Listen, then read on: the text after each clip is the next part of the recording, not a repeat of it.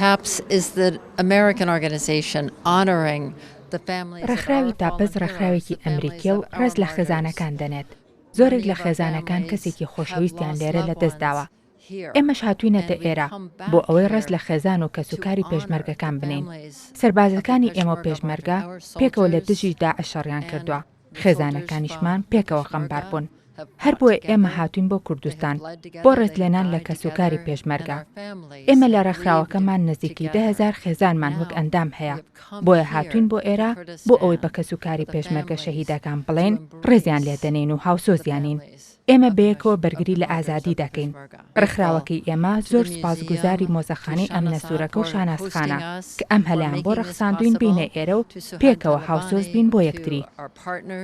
دەستخۆشی لە خات و شانازەکەم دیارە خات و شاناز ئەم دەرگایی کردوتەوە ئەم چاوپێکەوتنە و ئەم هاتنی ئەمانی ڕەخساندووە کە ئەوان لەوێەوە بێن و لێرەوە لە نزیکەوە کەسوکاری سەربەرزی شەهیدان ببینن لەگەڵیانە بێرۆڕای یەکتری ئالۆگۆڕ بکەن.